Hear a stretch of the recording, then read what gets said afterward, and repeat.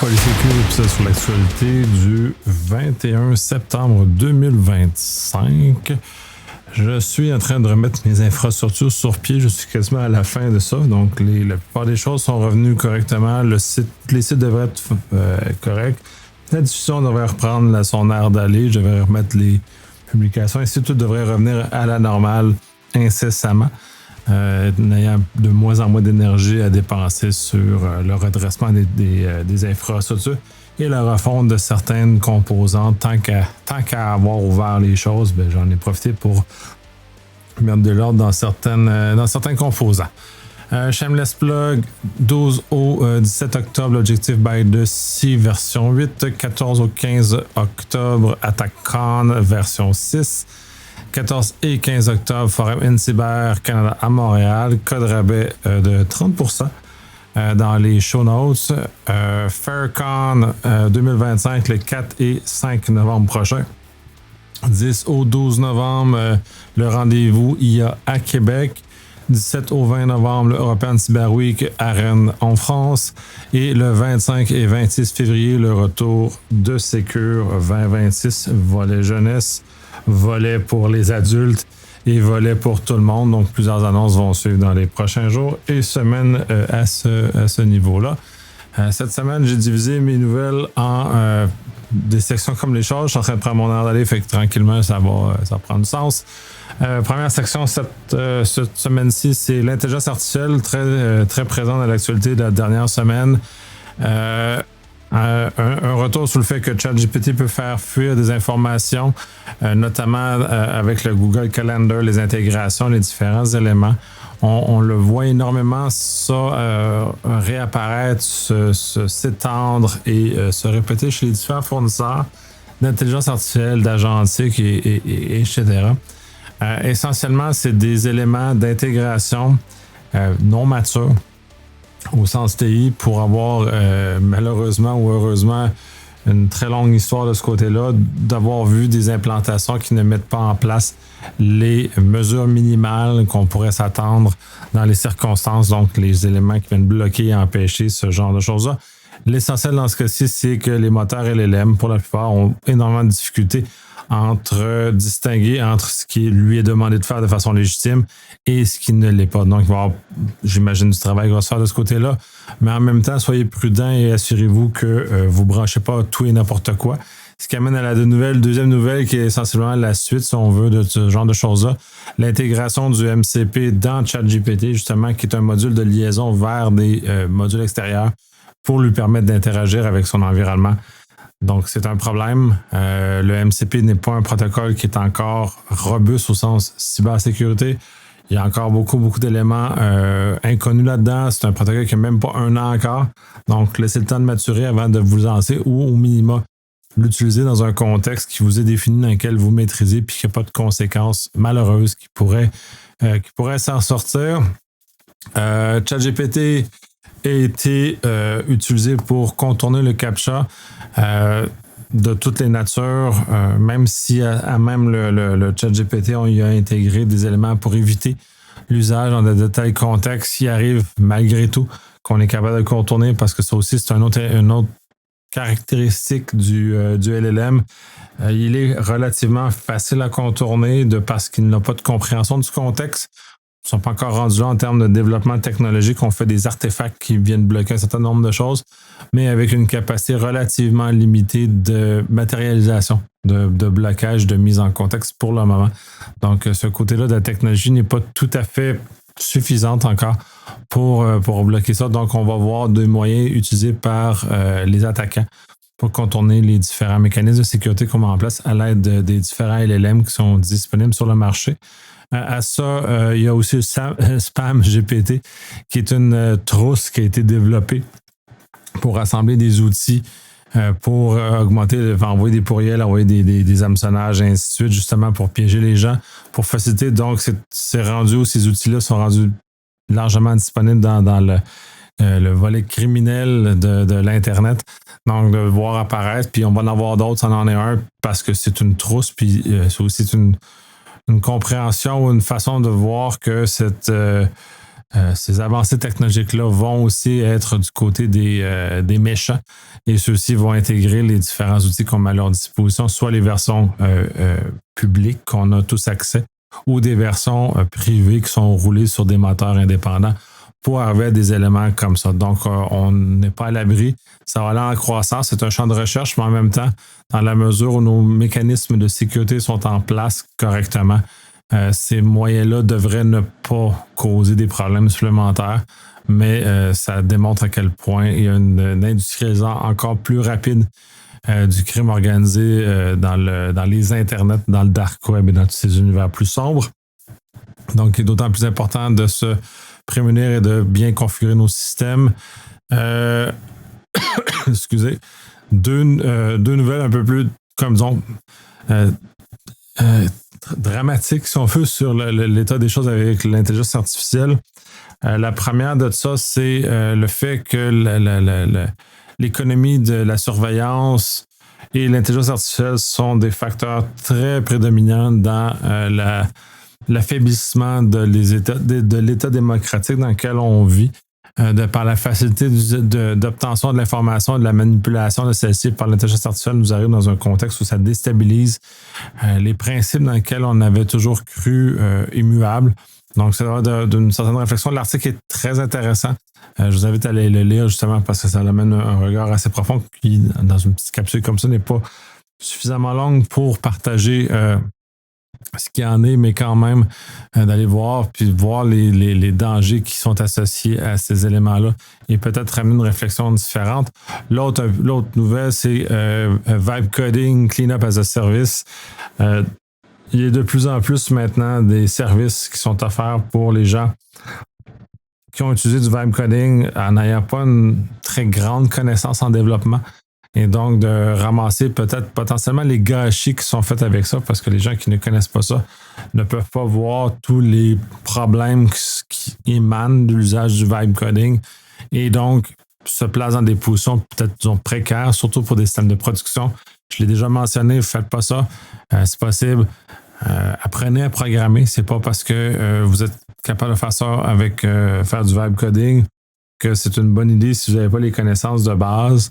Puis mes amis développeurs sont tièdes quant à l'usage du vibe coding de façon générale dans leur travail. Donc, de vraiment regarder et d'aller étudier, ne pas contourner. Ça serait comme de vouloir être médecin sans vouloir étudier pour être médecin. Chose que je déconseille fortement et ça l'amène. Puis d'ailleurs, dans les nouvelles, il y a toujours un moment donné ou un autre des nouvelles un peu plus dramatiques où des gens se sont blessés gravement en se prétendant médecin ou en connaissant la santé et en ne l'étant pas et en prenant des décisions qui peuvent causer des préjudices à leur vie. Fait que soyez très prudents, ne faites pas ça, c'est très mal.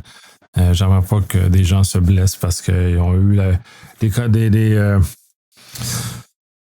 des instructions de l'AI qui auraient pensé être valides au niveau de la médecine et qui n'ont pas pu vérifier. Bref. L'autre volet, c'est l'offensif. Beaucoup de failles, de discussions de cette nature-là. Cette semaine, c'est assez important. Au-delà des CVE conventionnels qu'on retrouve, parce qu'il y en a à tous les jours des CVE. Mais là, il y a différents éléments de nouvelles qui sont intéressants à aborder, notamment le cas de Jaguar Land Rover, qui est réellement affecté par l'attaque qu'ils ont subie. Ont arrêté, ils ne sont pas capables de se remettre. Et il y a une mention dans un article sur le fait qu'ils devraient recevoir une aide financière du gouvernement pour les remettre sur pied. Chose à laquelle j'ai un énorme malaise parce que c'est quand même une entreprise privée, même si elle est quand même grosse, fournit beaucoup d'emplois et ainsi de suite. Sont supposés avoir des assurances cyber, sont supposés mettre des éléments en place pour limiter les problèmes qui sont associés à ce genre de choses-là. Puis j'ai un autre article un peu plus loin qui revient sur ce chose-là, mais de façon plus vaste. Donc, c'est de savoir une certaine malaise de ça, parce que ça devient des décisions business s'ils ne prennent pas de leurs erreurs business. Mais on va se retrouver dans un contexte où les entreprises vont continuer à subir des attaques sans faire plus parce que l'État va toujours être là pour ramasser les gâchis après et prendre l'argent de nos impôts pour ramasser les gâchis des gens qui se sont enrichis par les économies qui ont été faites. Ben, bref, Je suis en désaccord face à ce genre de choses-là, mais il faut quand même avoir de l'empathie pour les travailleurs qui sont touchés par ça, parce qu'il y en a quand même beaucoup, et de voir comment on est capable d'arriver à une situation où on ne pénalise pas les travailleurs, mais qu'on pénalise les gestionnaires et les décideurs qui ont peut-être pas mis les bons investissements, et notamment pour une assurance cyber pour couvrir les risques auxquels ils étaient exposés. Selon l'information de l'article, en tout cas, bref, voyons voir, je ne sais pas s'il y en a vraiment, mais l'article mentionne qu'il n'y en a pas. Dans la même veine, une chose, ça va avec le problème de SonicWall. Quelqu'un a laissé traîner sa liste de mots de passe dans un fichier texte sur son desktop. Dans un contexte dans lequel on est, c'est mal, surtout si on est une personne qui est responsable des systèmes informatiques. Si vous avez ça sur votre desktop, s'il vous plaît, utilisez une voûte de mot de passe officielle ou utilisez un cahier noir pour ne stocker vos mots de passe à la main. C'est déjà beaucoup moins grave les mots de passe à la main que sur un fichier .text sur le desktop, parce que s'ils volent votre fichier sur le desktop, c'est foutu. Si c'est un admin système, c'est encore pire. L'ensemble de l'organisation va être entraîné dans ce problème. Donc, c'est un peu triste, mais en 2025, pour une personne travaillant en informatique qui fait ce genre d'erreur-là, c'est un peu un problème. Puis le MFA ne règle pas le problème parce qu'il avait mis ses codes de recouvrement MFA dans le même fichier texte sur son desktop. Bref, faites pas ça, s'il vous plaît, puis dites aux gens autour de vous de ne pas faire ça. C'est mal, c'est très mal, ça amène des organisations à tomber à cause de ça. Google confirme qu'il y a eu un compte frauduleux pour son système de notification avec les forces de l'ordre.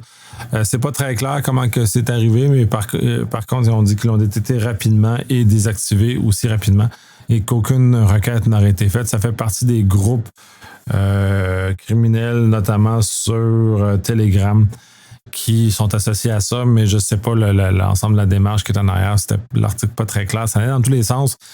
J'ai pas saisi les choses spécifiques pour cet élément-là, mais bref. Ils ont dévié sur d'autres choses. Un verre qui s'auto-réplique dans les packages NPM qui vient s'injecter, des choses comme ça. Ça fait probablement ensuite, puis j'ai pas été capable de savoir si ça faisait suite à la nouvelle que j'avais mentionnée la semaine dernière sur l'attaquant qui n'avait retiré que 200$ des attaques. C'est peut-être ça, c'est peut-être d'autres choses, mais encore là, des registres extérieurs sont souvent à problème. Nettoyer, il y a un des articles que j'ai mis dans les shows qui explique comment nettoyer si vous avez été infecté par un package que vous utilisez puis que par hasard vous avez mis à jour pendant qu'il était infecté. Donc, de faire ce genre de choses-là. Le DHS avait un site exposé, en tout cas, a exposé énormément d'informations dans un contexte américain où les agences, notamment le DHS, collectent énormément d'informations sur les citoyens et les non-citoyens. Ce genre de vulnérabilité-là, d'informations qui est exposée, est problématique parce que c'est un énorme trésor d'informations qui sont disponibles. L'article n'est pas clair parce que j'ai pas réussi à retracer ou à fuiter, mais bref, c'est un problème. C'est un problème aussi, puis là, ça c'est le pendant pour les compagnies privées. Conservez pas ce que vous n'avez pas de besoin parce que si vous en perdez le contrôle, ça peut avoir des conséquences. Comme c'est ici, ces informations ont été exposées à des agents non autorisés, mais c'est pas super clair parce que je pense que j'ai pas réussi à avoir accès à l'article parce qu'il était en arrière d'un paywall. Mais bref, il reste que c'est un problème. Apple a réglé un 0D qui date de iPhone 8, qui est un module de rendu d'image qui est attaqué par des attaquants, utilisé par des attaquants très sophistiqués. C'est souvent le cas quand on est des cibles par ailleurs pour ce genre d'attaque-là parce qu'il est très ciblé. Le mode lockdown du téléphone bloque ce genre de fonctionnement-là, donc limite la portée. Vous avez été infecté, le mode lockdown ne vous protège pas. Mais bref, c'est un vieux problème, puis la patch est remontée jusqu'au iPhone 8. En l'occurrence, beaucoup de personnes reçoivent des courriels qui disent que le courriel n'a pas été délivré. J'ai ce problème-là depuis déjà plusieurs mois. Il y a des chaînes, il y a des conversations sur Reddit à ce sujet-là, donc il y a beaucoup de gens qui subissent ça, c'est-à-dire que tu as un retour de courriel qui, somme toute, est officiel parce qu'il n'a pas été capable d'être délivré parce que c'est bloqué, Mais il reste que le message original est un spam, donc il nous amène à faire ça. Fait que donc, si vous investiguez, faites juste effacer ou si vous voyez que c'est vraiment dans cette ligne-là. SonicWall, je l'ai mentionné, mais il y a aussi le fait que certains éléments des backups sur leur service ont été exposés. Fait qu'allez vérifier si vos backups n'ont pas été affectés par le problème qui est mentionné. Nouvelle stratégie des attaquants d'envoyer des SMS en ayant des tours fictives qu'ils mettent en place pour envoyer. Donc, nos téléphones se branchent sur cette tour fictive-là et pendant qu'elle se branche sur cette tour fictive-là, ils nous spamment en fou pour leurs différents éléments. En théorie, c'est assez visible, même si les fournisseurs ne sont pas censés être capables de bloquer ce type de fonctionnement-là parce qu'ils ne sont pas dans le processus.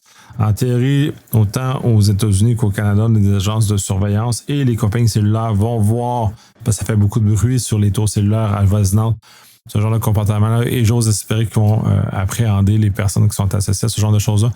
Encore un article en un paywall, je n'ai pas vu l'ensemble de ce qu'il y en est, mais c'est la compréhension du résumé qui était diffusé. Donc, j'espère que les forces de l'ordre vont appliquer leur capacité d'intervention dans ce cas-ci parce que c'est des nuisances fort désagréables pour beaucoup de gens. Puis pour mes parents qui sont un peu moins familiers avec ces éléments-là et les parents de tout le monde, peuvent tomber plus facilement dans ces pièges-là. Donc, de protéger les personnes un petit peu plus vulnérables par rapport à ces éléments-là. Faille critique dans Intra-ID qui était très intéressante sur le fait qu'on était capable d'usurper un jeton assez puissant dans Intra-ID et les vérifications associées à celui-ci n'étaient pas exécutées. Donc, on était capable d'utiliser un jeton pour se donner des accès dans n'importe quel tenant. Heureusement, c'est corrigé depuis. Le papier est très intéressant de voir ça, puis où Microsoft a un peu raté dans ses mises de sécurité en arrière et a répondu heureusement très rapidement au problème. Il n'est pas connu si ça avait été utilisé par des personnes, mais minimalement, le chercheur a diffusé ça très, très rapidement. Et ça l'amène au fait aussi qu'il y avait des problèmes de journalisation parce que c'est l'ancien Graph API. La journalisation était faible, le nouveau est meilleur. Donc, c'est très important d'avoir la traçabilité et d'être capable de voir ce genre de choses-là. Faille de plus de 10 ans sur le Mac avec Spotlight. Spotlight, c'est l'outil de recherche sur le Mac qui nous permet de voir à peu près tout. Là, c'est une vulnérabilité oui et non parce que c'est un comportement normal qui est ça, mais qui est mal contrôlé, qui permet de voir l'ensemble de l'information. Donc, on serait capable justement d'aller voir à peu près tout et n'importe quoi parce que les plugins dans Spotlight ne sont pas contrôlés. Donc, assurez-vous que vous n'avez pas de plugins. Ça, allez voir dans l'article, il mentionne les endroits à vérifier s'il n'y a pas des plugins hostiles qui pourraient être là et faire fuiter de l'information de votre ordinateur.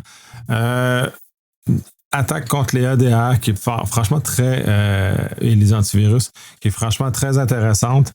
Dans le fond, ça vient essentiellement bloquer le fonctionnement temporairement des ADR et antivirus en simulant un crash. Et le module de Microsoft de Windows qui analyse ça vient geler le process.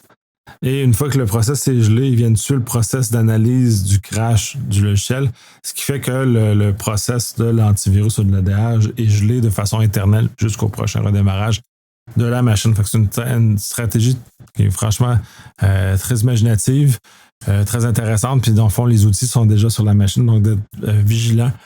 Si vous voyez l'exécution de ces éléments-là, notamment par des moyens alternatifs, surveillez si il n'y a pas trop de crash We are fault qui apparaît sur vos systèmes. Donc, c'est un signe qui aurait potentiellement une attaque qui désactive le DR, l'antivirus.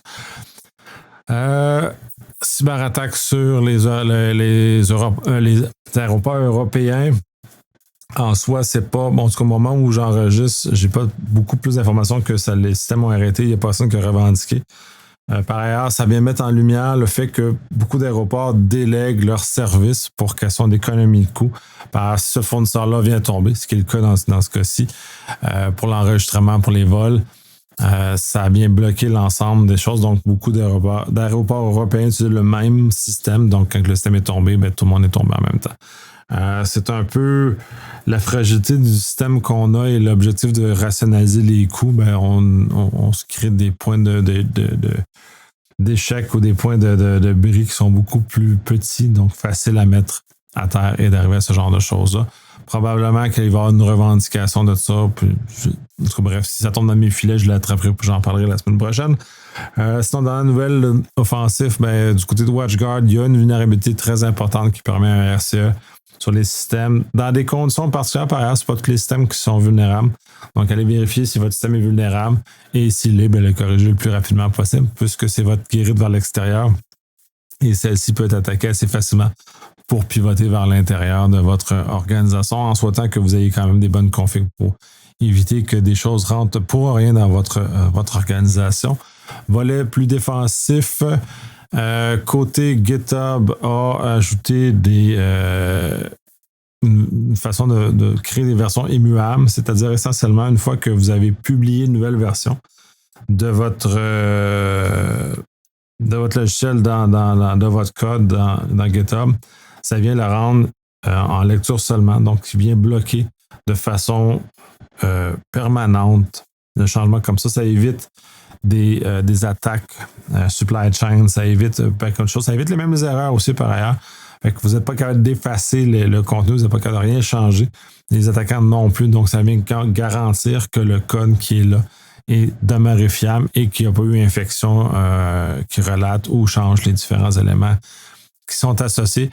C'est probablement une question de temps avant que les attaquants trouvent une façon d'utiliser ça à leur avantage, mais pour le moment, c'est une stratégie très efficace pour assurer des versions qui sont de confiance quand que vous déployez ça. J'ai retrouvé un article sur l'importance de la surveillance en temps réel dans un SOC ou l'usage de threat intelligence et ainsi de suite. Oui, puis bon, ça c'est un article semi-publicitaire, mais il est intéressant puisque ça ouvre le regard sur le fait qu'on a besoin d'une quantité d'informations. La semaine dernière, je parlais de MIPS, qui est une plateforme pour l'échange de ça. C'est d'avoir des partenaires locaux dans le même secteur régional que vous pour justement échanger ces informations-là parce que les attaquants vont souvent cibler les mêmes genres de choses. Ou au minimum, si vous avez des tendances locales ou régionales ou par secteur, vous allez les voir arriver comme ça, vous êtes capable de partager ça entre vous autres. Donc, arriver le plus rapidement possible.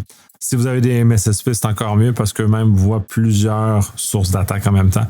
Donc, vous êtes capable d'agir et d'être efficace sur vous, donc d'avoir des informations en temps réel associées à ce genre de choses-là. Puis j'en ai parlé dans le podcast à plusieurs reprises. Ces éléments-là, qu'est-ce que ça sert, comment les utiliser, comment les déployer. Donc, ça devient très intéressant. Ou attachez-vous avec une firme de recherche. J'en ai plusieurs qui participent au podcast, offrent des produits qui sont tout à fait excellents sur ça. Donc, allez les voir et voir ce que vous pouvez faire et comment augmenter votre vivacité d'action, votre agilité quand ça arrive. Tomber sur un article de des burners, d'un téléphone à burner. Je trouve ça intéressant. Je l'ai décidé de retenir l'article puisque cette semaine, mon numéro, là, moi, j'ai pas un téléphone burner, j'ai un numéro burner. C'est ça que j'utilise quand que je fais des recherches spécifiques. Puis justement, je tombe sur des affaires puis qui ont l'air un peu louches. Fait que j'utilise mon numéro de téléphone à brûler plutôt que mon numéro de téléphone standard pour faire ce genre de vérification-là. Et c'est important. Le fait d'avoir un burner va plus loin. Le fait d'avoir un burner, c'est qu'on n'est plus capable d'identifier l'identité, donc l'endroit où on se trouve, parce que les tours cellulaires trouvent toujours où on est. Si on est capable d'attacher un compte avec un numéro de téléphone, puis ainsi de suite, un numéro cellulaire. Donc, l'utiliser dans ce sens-là permet justement de limiter les problèmes ou si vous avez des endroits plus hostiles, justement, de l'effacer au retour. Donc, c'est un article très intéressant qui vous donne des conseils pertinents de ce côté-là, qui est quand même d'une publication réputée. Puis si vous avez ce genre de besoin-là, si vous faites de la recherche, vous avez des choses, bref, évitez de vous exposer. Apple a corrigé beaucoup de failles de sécurité par la diffusion de correctifs dans sa dernière version et a diffusé également la nouvelle version de son OS, de toutes les choses 26, qui amène aussi en même temps d'un certain visuel que je trouve pas particulièrement agréable, mais au minima, toutes les correctifs de sécurité sont disponibles à travers celui-ci, donc c'est très important de le déployer dans un délai quand même raisonnable pour bénéficier des avantages de sécurité. Microsoft Cloudflare ont mis en échec Raccoon O365 qui était une stratégie de vol de compte O365, donc d'atteinte à ce genre de choses-là. Très intéressant de voir qu'il y a des efforts concertés. C'est sûr que c'est dirigé vers leur plateforme, donc ils ont mis à terre les sites web 380-ish et ainsi de suite, donc de réduire à ça, mais le problème, c'est que c'est comme des hydres, coupe une tête, il y en a 3 qui repoussent, donc dès lors, ça devient très difficile de choses, mais au moins, ça vient calmer le jeu, puis de voir comment à terme, on pourrait collectivement réussir à régler ce problème-là. Section plus vie privée, PRP, ça. Les compagnies aériennes américaines ont vendu 5 milliards d'informations sur des billets d'avion.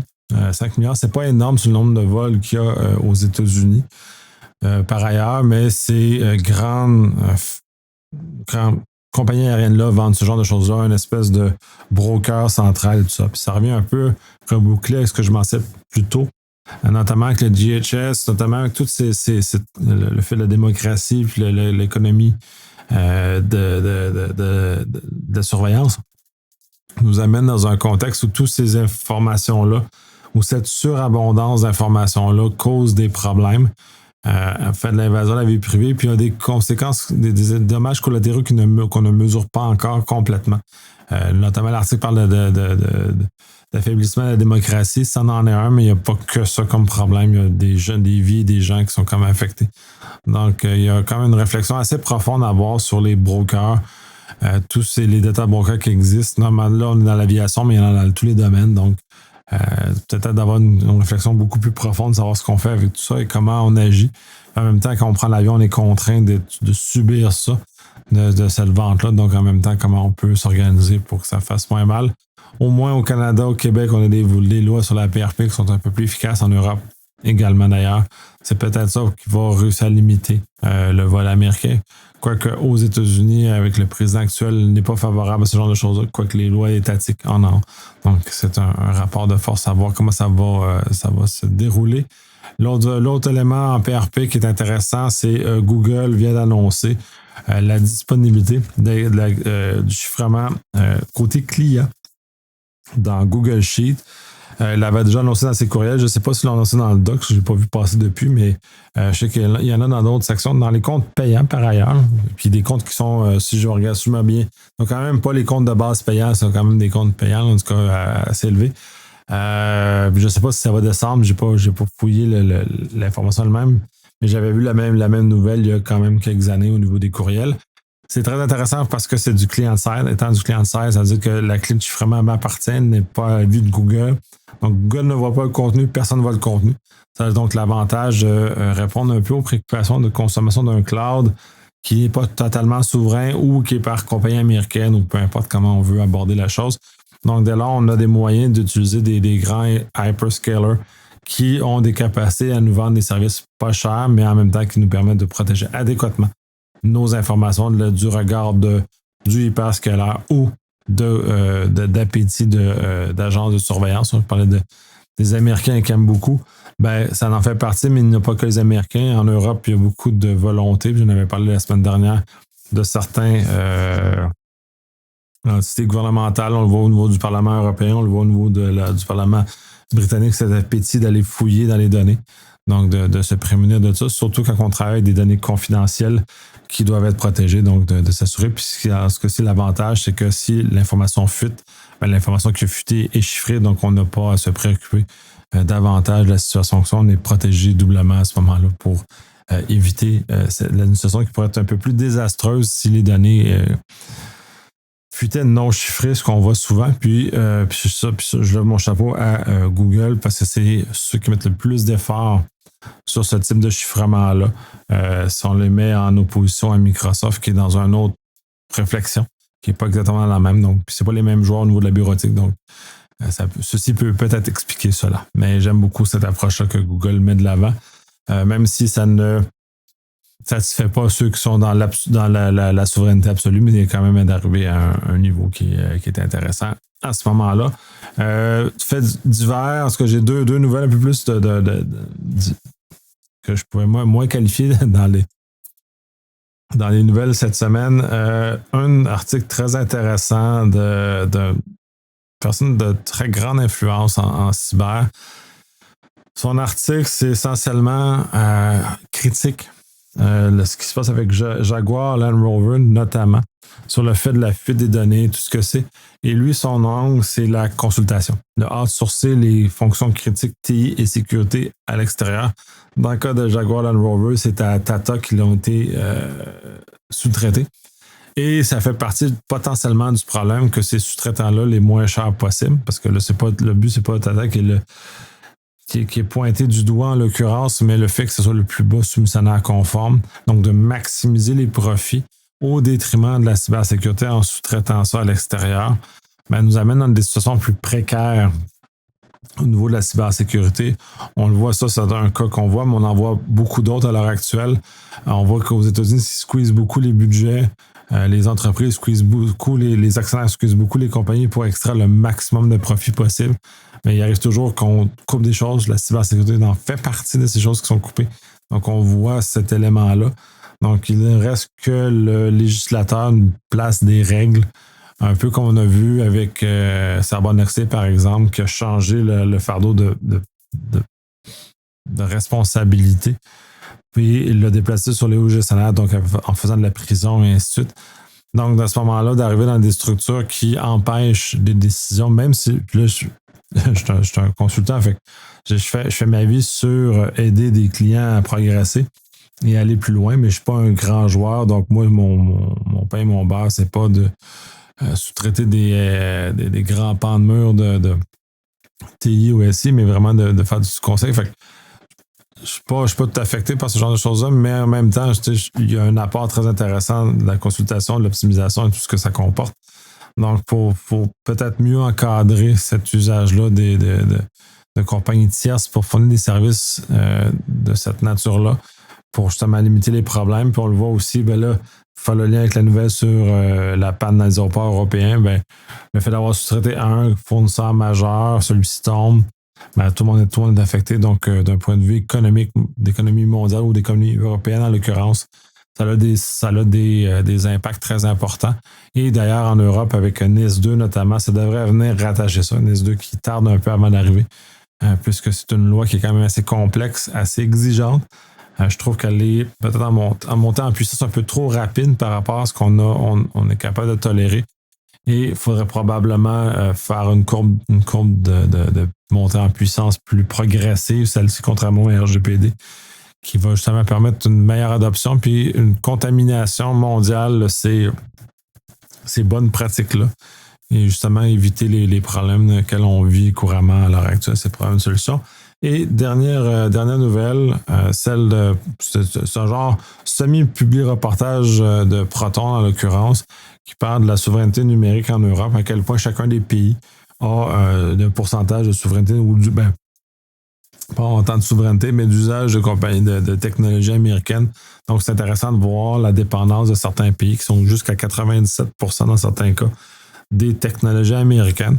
L'objectif n'est pas d'arriver à un absolu de souveraineté, mais d'arriver à un niveau qui est confortable, qui nous permet de ne pas juste avoir tous nos œufs dans le même panier, donc tous les œufs dans le panier américain, et dans un échiquier mondial qui est incertain avec des joueurs comme la Chine et l'Inde qui sont incertains aussi en termes de leur affiliation. Donc, ça devient de plus en plus difficile d'arriver dans un contexte de mondialisation des technologies comme on a vécu dans les 40 dernières années, qui a permis toute l'explosion, la progression, tout ça, de se replier sur soi, puis donc de ralentir les innovations. Donc, on va voir comment ça va se faire, comment on peut équilibrer, maintenir une innovation rapide et agile, tout en protégeant nos informations personnelles. Puis au Canada, on va devoir y arriver à cette réflexion-là. C'est moins présent qu'avec les Européens, parce qu'on n'a pas une histoire aussi longue que ça. Par ailleurs, au niveau de l'indépendance et de ces combats-là, on est quand même, au Québec du moins, dans une réflexion qui nous habite depuis déjà un certain temps, d'avoir vécu dans un océan anglophone et d'avoir résisté à ceci. Donc, il y a quand même un regard qui est un peu différent par rapport à ça. Donc, je vous remercie de m'écouter. Je vous remercie. Donnez vos feedbacks. J'en ai eu quelques-uns jusqu'à présent. J'essaie d'améliorer justement pour répondre parce que c'est un format qui n'est pas comme le format d'entrevue que j'ai habituellement. Donc, celui-ci est beaucoup plus intéressant de le travailler en conjointement avec les commentaires que je vais recevoir, les suggestions, les améliorations, donc d'aller plus loin. Puis au dernier, j'avais promis le IRC, c'est pas encore fait, j'ai pas encore remis toutes mes infrastructures sur pied. Puis j'ai pas encore fait les refontes de back-end qui vont me permettre de faire ça efficacement, mais ça s'en vient. Ça sera annoncé sur les médias sociaux qui, eux aussi, je suis en train de remettre sur pied, que je commence à faire quand ça va avoir du temps pour m'en occuper. Merci.